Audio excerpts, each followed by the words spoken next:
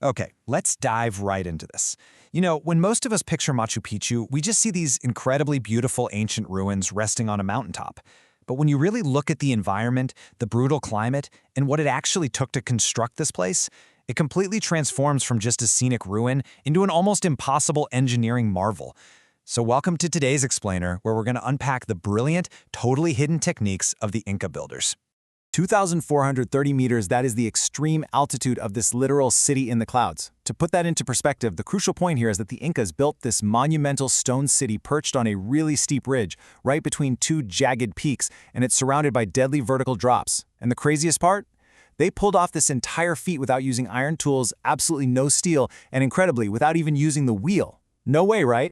So here's the game plan for how we're going to solve the mysteries of this mountain today. First, a city in the clouds. Second, taming the mountain. Third, secrets of the stone. Fourth, controlling the elements. And finally, rewriting Incan history.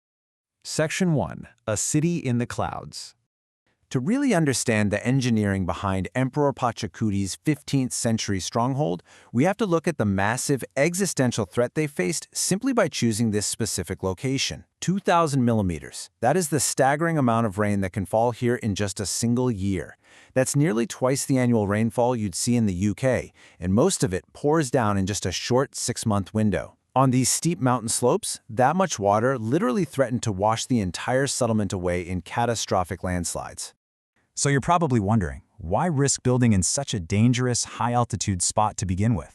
Well, it was actually a strategic stroke of genius. Machu Picchu sits perfectly positioned right between two totally distinct, resource-rich ecosystems. Down towards the Amazonian rainforest, they had access to coca, medicinal plants, and these beautiful exotic feathers. Then up in the Andes Mountains, they sourced corn, quinoa, thousands of potato varieties, plus the big ones, gold and silver. And to connect the whole shebang, they utilized the Capac Ñan. That's an incredible 30,000-kilometer pre-Columbian road network that securely linked all four corners of their massive empire. Section 2. Taming the mountain. Before they could even think about building their grand palaces and temples, the Inca had to overcome their very first massive engineering hurdle, which was just keeping the city from sliding right off the cliffs during those intense rainy seasons. And this brilliantly illustrates how they did it. When you look at the iconic agricultural terraces of Machu Picchu, you aren't just looking at farming steps, you are looking at a highly advanced, layered underground drainage system. The builders sculpted the mountain step by step. First, they placed large waste rock from their stone quarries at the base. On top of that, they added a layer of gravel and sand. And finally, they capped it all off with fertilized soil. This meant heavy rain would instantly soak through the soil, filter through the sand, and just drain harmlessly down the mountain rock instead of washing the surface away. The sheer scale of this hidden infrastructure is absolutely mind-blowing. Researchers today estimate that more than half of all the human effort needed to build Machu Picchu went entirely into these underground foundations and drainage systems. Just think about that. Over 50% of the work is completely invisible to us. And what's more, pollen analysis actually shows these life-saving terraces also doubled as agricultural test labs, where the Incas were actively experimenting with adapting lower valley jungle crops to higher altitudes. Section 3. Secrets of the stone. Okay, so with the mountain finally stabilized, the builders face their next big architectural challenge. How in the world do you extract, move, and assemble massive blocks of solid granite across vertical cliffs without modern machinery? The answer is extreme patience. It's kind of like trying to fit together a giant puzzle without a picture, except every single piece weighs 2 tons and you're hanging off a cliff. To do this, they relied on a meticulous trial-and-error sandwich method. Step 1, they'd strike the bottom of a new stone so it roughly matched the top surface of the block below it. Step 2, they'd spread a very fine layer of sand over that block. Step 3, they lowered the new stone into place, then lifted it back up to check the imprints it left in the sand. Those sand marks told the stonecutters exactly where the high spots were. They would rework the stone, lower it again, and literally repeat this exhausting process until the blocks fused flawlessly. Now, they obviously didn't use this intense, time-consuming method for every single wall. Notice the functional, basic walls on the left. Those are built using simple mud mortar for the terraces. But for their sacred monuments on the right, like the breathtaking Temple of the Three Windows, they utilized ashlar and cyclopean masonry. These were perfectly aligned, mortarless blocks that locked together so incredibly tightly you couldn't even slip a knife between them. And because these stones were essentially fused with the mountain rock itself, the temples became incredibly earthquake-resistant. So how did they mobilize the raw manpower for all this? Well, the secret was the mita. This was a state tax, but it wasn't paid in currency. Actually, scratch that, it was paid in sweat. It was 1 to 2 months of mandatory labor each year by the empire's subjects. The state could literally summon entire communities to supply either technical skills or just sheer brute force. To give you a sense of the time this required, researchers have calculated that just the lower foundation of the mortar room wall took 18 highly skilled workers 82 continuous days to complete. Section 4. Controlling the elements. The Incas didn't just survive their harsh environment, they completely mastered it. 13,000 liters. That is the staggering volume of water evacuated per hectare every single year from the urban sector alone. From the very beginning of the planning phase, the Incas built 129 separate open-air and underground drains directly into the city's walls and walkways. This ensured that all that extreme rainfall was instantly diverted safely into the bottom of the valley.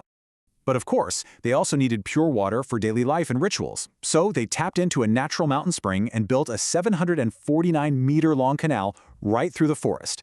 By perfectly maintaining a precise 2 to 5% gradient on steep, uneven terrain, which is insanely hard to do, by the way, they delivered a constant flow of fresh water through a cascading network of 16 stone fountains. The absolute purest water arrived at the very first fountain for the royal household and then flowed downward through ceremonial and domestic areas before the excess safely drained away. They also engineered a really profound connection with the cosmos. This is the Intihuatana, which beautifully translates to the hitching post of the sun. It's a striking ceremonial altar carved straight from the bedrock, and it's positioned at the very highest point of the urban district. You know, in Andean culture, astronomy was absolutely crucial. Monuments like this were incredibly aligned with the surrounding mountain peaks and the cardinal directions. The specific way light and shadow fell across this stone during the solstices and equinoxes actually guided the vital agricultural and ritual calendars that the entire empire depended on. Section 5. Rewriting Incan history. Modern science is currently shaking up everything we thought we knew about the Inca builders. Now, what's really interesting about this slide is the contrast here. For decades, the traditionally accepted old timeline stated the construction of Machu Picchu began after 1450. This date was established by 20th century anthropologists who basically relied on post-conquest texts written by the Spanish.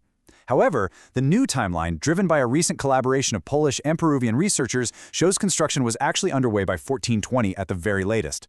This groundbreaking evidence impartially pushes the timeline of the empire's expansion back by several decades. So, how exactly did modern science rewrite this history? Through advanced radiocarbon dating on organic materials excavated straight from the site. During digs, archaeologists actually found ancient plant fiber ropes left behind by the original builders. And the dating process is absolutely fascinating. On day 1, scientists meticulously clean these ancient ropes of all modern impurities.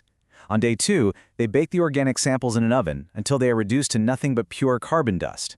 Finally, on day 3, they use high-tech machinery to count the exact number of remaining carbon-14 isotopes. Because all living things absorb carbon-14 and it decays at a known rate after death, this precise atomic countdown proved exactly when the plants used to make the ropes were harvested, completely rewriting the history books in the process. I want to conclude this explainer with a really profound quote from our source material. It was built to last, for the children of our children's children. Stone is eternal. Just think about that for a second. Today, we design modern buildings that frequently fail to last even 50 years. Yet here is a 600-year-old marvel, enduring massive earthquakes, relentless jungle rains, and the sheer weight of centuries. It really leaves you with a final, provocative thought. With modern tools like carbon-14 dating constantly unearthing new truths, what other ancient, eternal secrets are still out there, hidden deep beneath the jungle canopy, just waiting to rewrite our history once again?